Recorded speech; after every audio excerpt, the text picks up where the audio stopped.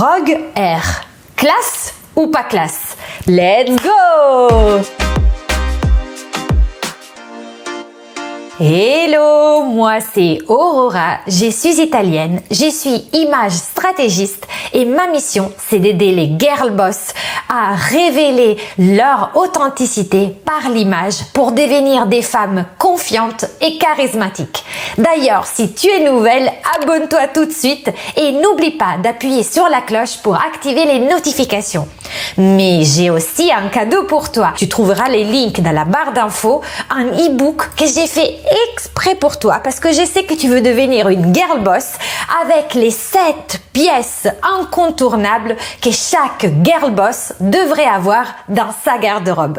Télécharge-le. Mais rentrons tout de suite dans le vif du sujet. Les Rogue Air, est-ce que c'est quelque chose de classe ou c'est pas classe du tout? Bien sûr, je vais vous donner mon point de vue, qui n'est pas le point de vue de tout le monde.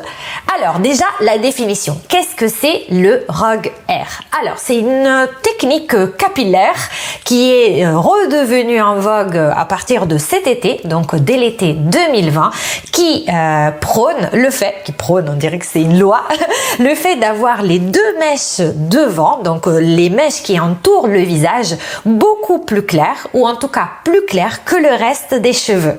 C'est vraiment une tendance capillaire très forte qui a été adoptée par pas mal de stars. Par exemple, celle qui a un petit peu lancé le mouvement, c'est Kylie Jenner, donc la petite sœur de Kim Kardashian.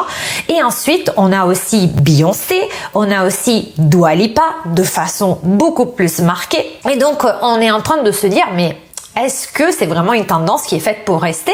Et surtout, est-ce que moi, si je veux être une femme élégante, charismatique, est-ce que je devrais adopter cette nouvelle technique capillaire ou il vaut mieux passer chemin parce que ce n'est pas classe du tout? Déjà, il faut voir un petit peu quelles sont les origines parce que vous savez, la mode, c'est toujours un éternel recommencement, c'est un cycle et aussi les modes capillaires reviennent. Et en effet, le Rogue Air, c'est quelque chose qui a été déjà, disons, en vogue pendant les années 90 et d'ailleurs, si vous vous rappelez de Jerry des Spice Girls, c'est elle qui a un peu ouvert le chemin à cette mode dans les années 90 d'avoir ces deux mèches qui à l'époque donc elles étaient blondes par rapport à sa chevelure flamboyante. Mais pourquoi ça s'appelle Rogue Air? Rogue est le personnage de X-Men, en français on l'appelle d'ailleurs pas Rogue, elle s'appelle Malicia, qui portait justement, qui arborait cette coupe avec les deux mèches devant qui entouraient le visage beaucoup plus clair que le reste de sa chevelure. Donc c'est pour ça qu'aujourd'hui on appelle Rogue Air cette technique. Bon, laissez tomber, de toute façon en français elle s'appelle même pas Rogue en vrai. Bon, en tout cas, ce qui est intéressant ici c'est de analyser est-ce que vraiment c'est une technique que je vais adopter ou pas. On va déjà regarder des exemples de quand pour moi c'est vraiment quelque chose qui pourrait passer. Je vais vous montrer des photos et vous verrez que dans ces photos, le contraste entre la couleur des cheveux et les deux mèches devant n'est pas ultra marqué. Ce qui fait qu'il y a un léger fondu. On sait que quand on éclaircit un petit peu les mèches autour du visage, on adoucit les traits.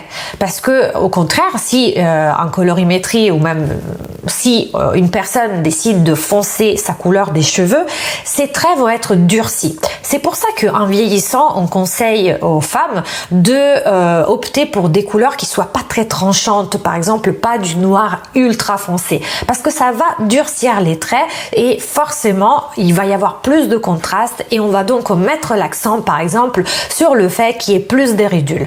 Par effet contraire, quand on va commencer à éclaircir la couleur des cheveux et notamment les mèches qui entourent le visage, ça peut apporter une certaine douceur. Ça peut donc presque rajeunir, donc ça pourrait être dans ce sens quelque chose, si vous recherchez ça les girl boss, ça pourrait être aussi intéressant. Ça va donner un coup de mode, hein, il faut le dire, c'est quand même une tendance, donc pourquoi pas éclaircir. Mais il faut toujours que ce soit fait dans la mesure.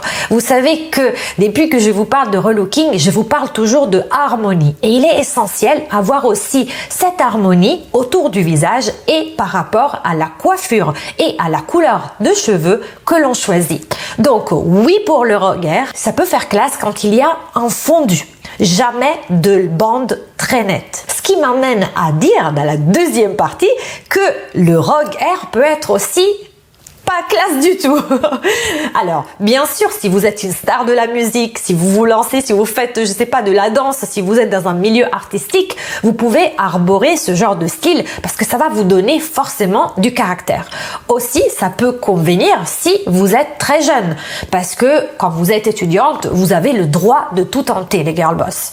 Par contre, dès qu'on va passer vers la vie adulte, dès qu'on va franchir le pas du monde de l'entreprise, ou que même on se lance dans le business, sauf si on se lance dans le business artistique on va faire des graffitis, mais autrement, il vaut mieux pas arborer ça pour le monde du travail parce que ça va nous décrédibiliser, parce que ça va donner un peu un air nonchalant, ça va donner un peu, quelque chose, bon, déjà, si vous êtes très jeune, ça va vous faire rester dans l'enfance, c'est-à-dire qu'on va dire que vous êtes des ados, et si par contre, vous êtes un petit peu plus âgé, ça risque d'être un petit peu en décalage. En tout cas, même si vous avez entre 20 et 30 ans et vous voulez vous amuser avec ça, ça peut vous aller super bien, mais ça ne va pas vous apporter de l'élégance. Quand il y a trop de contraste, comme je vous le disais tout à l'heure par rapport à l'histoire de l'équilibre, ce contraste, ça va pas aller avec l'idée, en tout cas mon idée, c'est pour ça qu'en début de vidéo je vous disais que j'allais exprimer mon opinion par rapport à mes critères d'élégance. Je trouve que le contraste est trop fort, et d'ailleurs si on repense un petit peu aux Spice Girls, je reviens aux origines, la Geri là, c'était pas la plus classe des toutes les filles. Vous voyez, quand on pense à l'époque, on pense aussi à un carré plongeant, on pense à Victoria Beckham, qui à l'époque avait donc un carré plongeant châtain foncé, mais elle n'avait pas de truc farfelu dans les cheveux.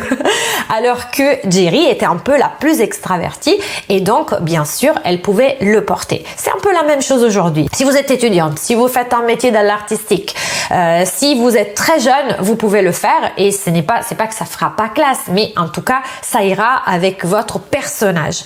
Par contre, si vous êtes une femme qui travaille dans le monde de l'entreprise ou qui s'apprête à rentrer dans le monde de l'entreprise, c'est vrai que ce n'est pas ça qui va vous donner cette confiance en vous, je pense, parce que c'est quelque chose quand même de très tranchant. Donc c'est quelque chose qui forcément va driver le regard des autres vers vous. Alors, petit disclaimer quand même, parce que je vous dis tout le temps que l'essentiel, c'est quand même que vous exprimiez votre personnalité. Donc, si votre personnalité est extravertie et que vous vous en fichez royalement du jugement des autres, faites-le quand même. Par contre, faites-le, comme je vous l'ai dit, en maîtrisant les codes de l'environnement dans lequel vous évoluez. Donc, si vous décidez d'enfreindre les codes, vous le faites exprès, et ça, et pas parce que vous êtes passé chez le coiffeur avec la photo de Dua Lipa pour ensuite vous repentir chez vous parce que vous n'osez plus sortir de chez vous. Voilà, donc ne subissez jamais vos choix, faites-les de façon consciente. Pour résumer, pour récapituler, le rogue hair peut être très classe si on l'adopte de façon très douce en essayant d'avoir un fondu, et le rogue hair peut être aussi pas classe du tout si les deux mèches des cheveux ont trop de contraste. Par exemple, si on est brune avec deux mèches blondes platine devant, ça va faire trop de contraste et ça va pas spécialement correspondre en tout cas aux critères, à l'idée que moi je me fais de l'élégance. J'espère que cette vidéo vous aura plu. Si c'est le cas, n'hésitez pas à me mettre un pouce bleu pour que je continue à produire du contenu pour vous. Abonnez-vous aussi à ma chaîne. N'oubliez pas d'appuyer sur la cloche pour activer les notifications. Vous pouvez aussi me retrouver sur LinkedIn. Et d'ici là, je vous dis ciao et à la prossima!